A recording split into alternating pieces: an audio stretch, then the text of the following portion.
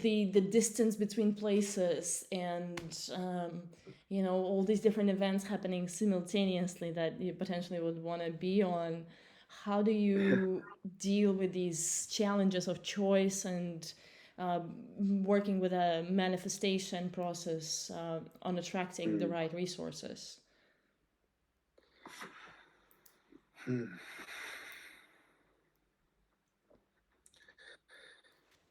Mm. Like when there's something that is not working out in like following my highest lifeline, for example, um, it's usually a time that I did not resolve something internally. And so that's positive because then if I cannot go to a network state conference in Singapore, for example, that means I probably should stay in like a regenerative village and to go a little bit inside and work on myself first. Mm, do some character work. And I think when that happens, then also like the resources show up, or at least people and opportunities show up.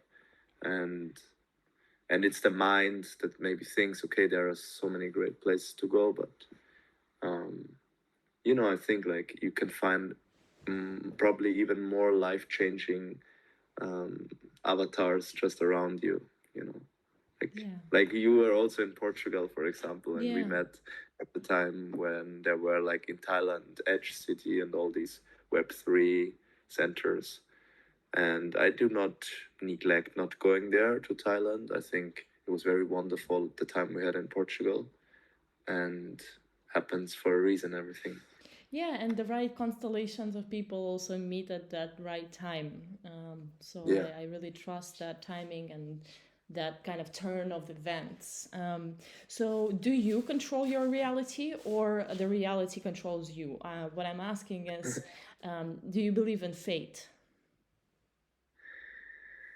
There are like on multiple. There are for me personally, there are different levels, and on one level everything is already done, and but on a game level now, the best thing to do is choose.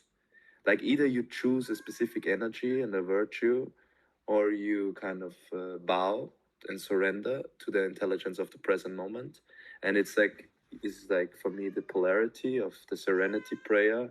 Either I have the courage to change what I can change, and that's where when I choose, or I have the um, humility to not change things when they shouldn't be changed and just surrender, and the wisdom to know when to do what. Yes. But on a higher plane, I think it's already done. Like The map. I know that because I have Yeah. done dark retreats, and there I saw like visions of the future. And after like a few days and having also working with psychotechnologies, I had visions of the future. And then half a year later, it became real. And so I don't really understand it, but I think at the highest self, like the Christ consciousness self or the non dual consciousness, is already knows everything. And yeah, knows the entire story of the smaller avatar of the smaller self. The higher self knows everything, and but still, like it's beyond time. That's why when it's beyond time, it's hard for our minds to grasp it. Yes, it's But true. that's still I say yes. Let's choose to step into our full potential. Like the universe is already whole, but also it's continuously becoming at the same time. This is the paradox. And yeah, Yeah, and there's all these different dance. options that are out there laid out. And when you basically like channel yourself into the highest timeline, the best option for yourself, for your loved Yeah. ones, for the humanity, then that best option is that choice that we're making eventually, hopefully. And Yes. even though like there are different ways to get there,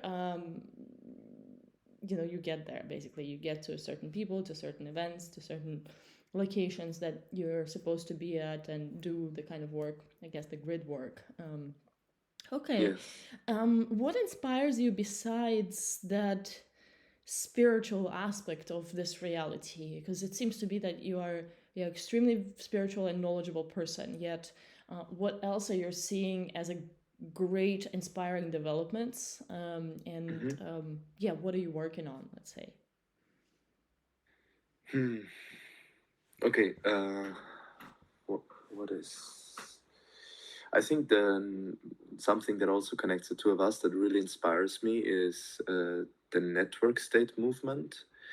I think I'm not the most knowledgeable person on the current frontiers of that, but the potential that we can organize ourselves globally, um, and be liberated because we have real estate all over the world, and we have structures, digital infrastructure that allow us to communicate transparently, but yet be also safe and secure from big matrix agents and governments and big corporate that wants to extract our data, and kind of create this heavens on earth, different, holy lands, different places where we steward nature and we live in harmony with the other beings, but also explore fully our creative potential as if a new artistic renaissance is starting, our the religion of curiosity, science, and also our spiritual potential. Have these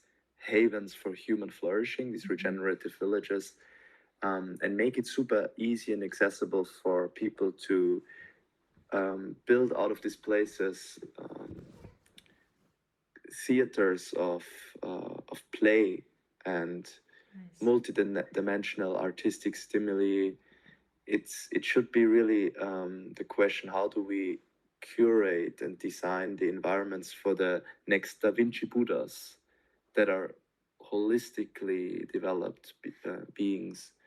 And I'm super passionate about discovering these places, trying to understand how community flourishes, and interconnecting these places so that my children one day can, yeah, live in one of those places. Right.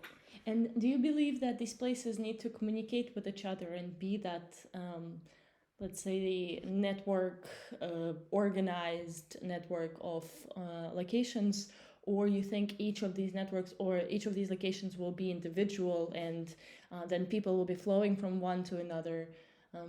What's your vision overall on how this is going to work out in terms of coordination and knowledge sharing, education, healthcare, governance? Yeah, yeah. Each, just like every human being, is unique but also one. I think the same should be for the communities. Each land-based project with their community or even a digital community has their own unique key, strength, and you could say USP in business language that just highlights their gift for the world. And at the same time, they're also interconnected with the other villages. And you are part of this bigger network state where all individuals, all villages, all subgroups are part of the greater whole, and you have a holonic architecture, like Ken Wilber says, and then you could have things like second brain architecture. I had a call with Guyana today, and they are really already establishing that, which is amazing, which would allow you to have communicate with a second brain of many villages and many individuals that are all New Earth's heroes, all people that are regenerative leaders and doing amazing work, because all of them are really doing amazing work. And I'm so hopeful because of them. And when we then learn to think like we are the entire superorganism and not the separate individual anymore, and we can all the time talk to the superorganism about the problems we have, then it's not only what we experience now with AI, where, when you have a question, you can ask the collective brain, maybe an expert of computer science, when you do not know something about the technological development, and you get an answer. But in this case, it's also connected to people and places. So you have the knowledge, the people, and the places, and you hence overcome these lower fear-based beliefs of separation and lack. When the scarcity is gone, then people can just create abundantly, and it gets better and better and better and better. And soon, I believe Earth will be like finally out of this dark period, and we can we understand our galactic responsibility, not just taking care of the Earth. And what is that galactic responsibility in your perspective at this time?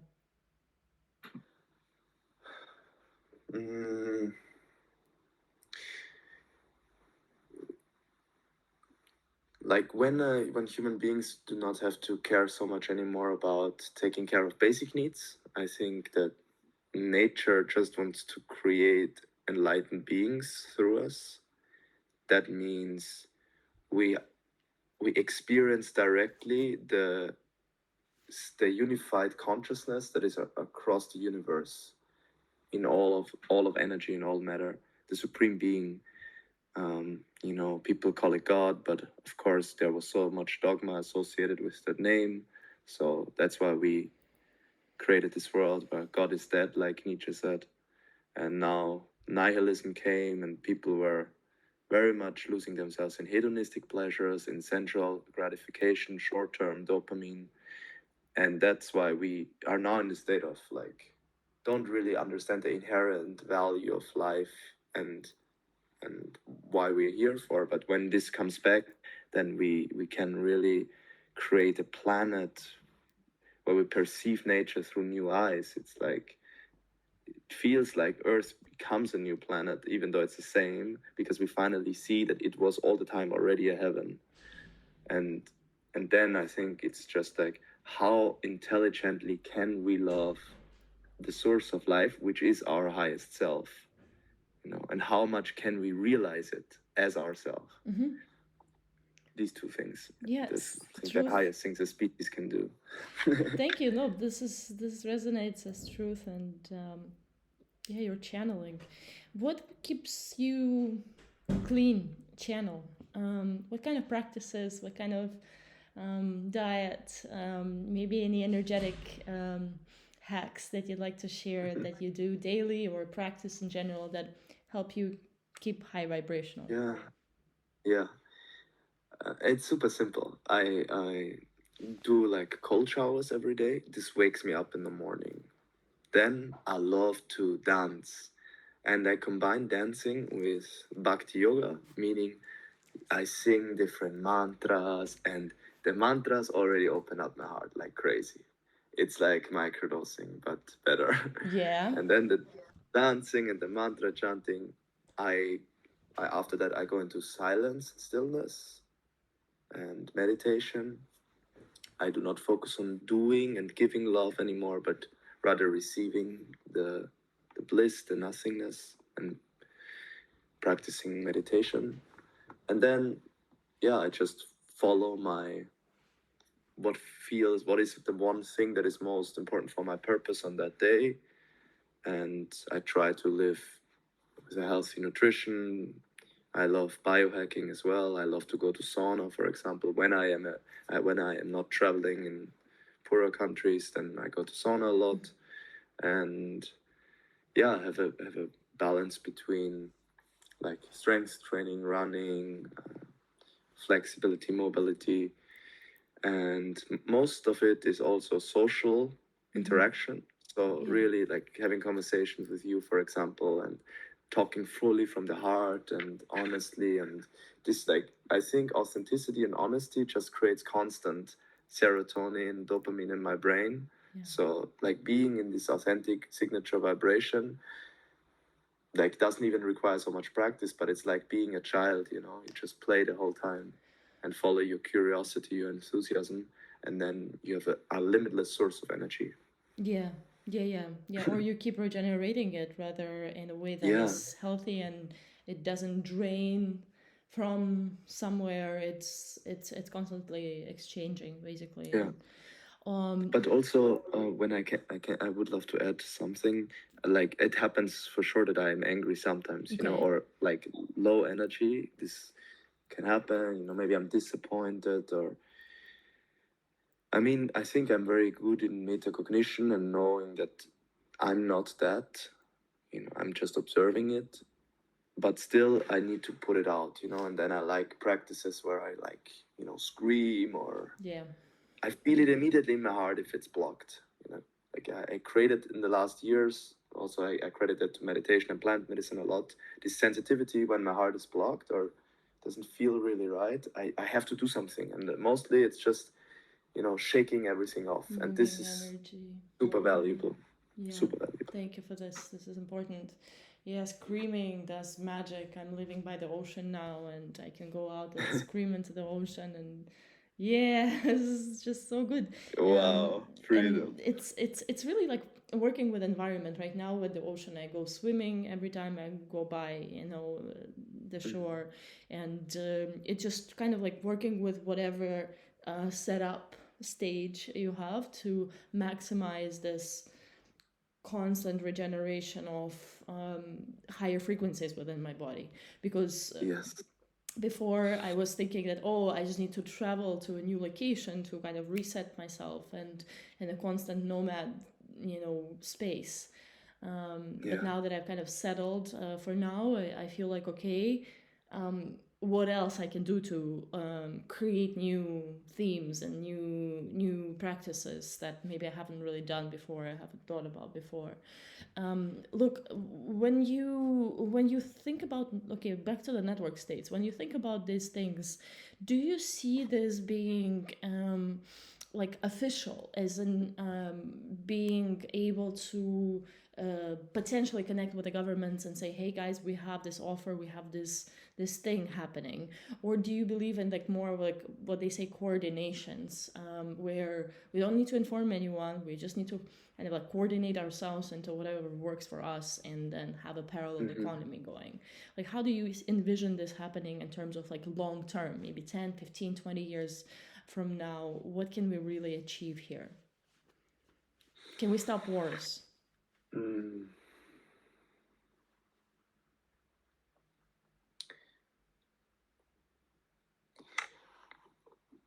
I see it mostly from the perspective that we are really a precious frontier of human consciousness and also technological evolution. And the governments, when they understand and see through great example of the value that we are creating for the world, will also collaborate, I hope. And right now it's better to prioritize the second thing that you say, that we first organize ourselves really, really well. Yeah. We need more places, we need more people, we need better digital infrastructure. Right now it's still, I think, rather in the beginning, and it doesn't have to include us going to the government because we didn't get our shit together yet fully. I see. But Fair. but when we have that, I'm really someone that does not want to protest against, but rather have sacred activism for the beauty of even things in the old world. Some of the systems in the old world are working well, and by approaching the leaders of the old world, be it governments or companies, um, from that state of, hey, I also respect what you're doing, and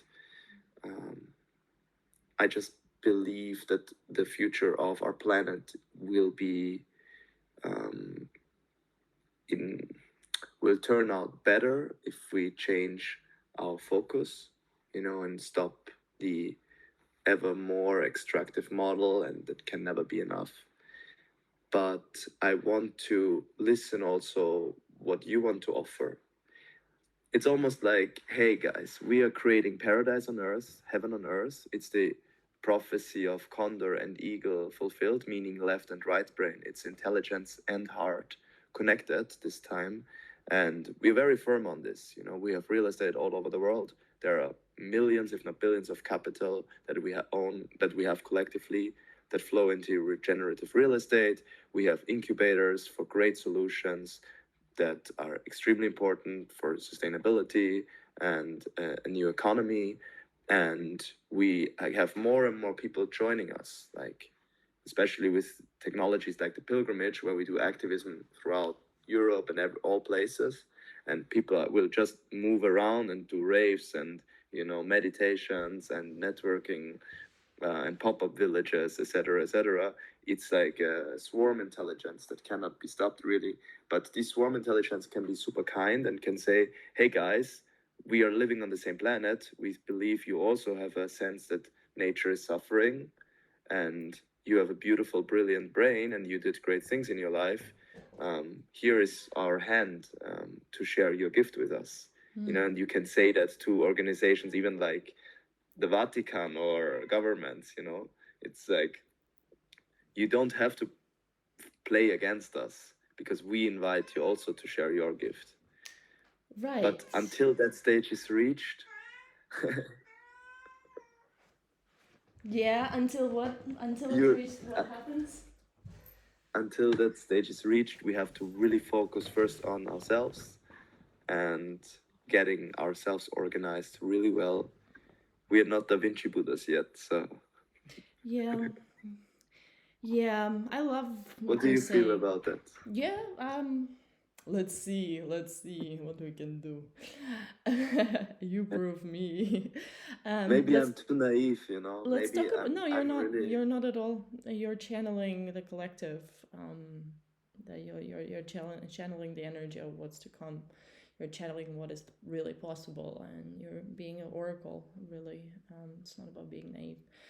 And we just have very few words still about what's actually going to be happening and how this higher consciousness and the shift, however you'd like to call it, 5D operations is going to unfold. But let's talk about AI a little bit, and then I'd like to also touch about the pilgrimage.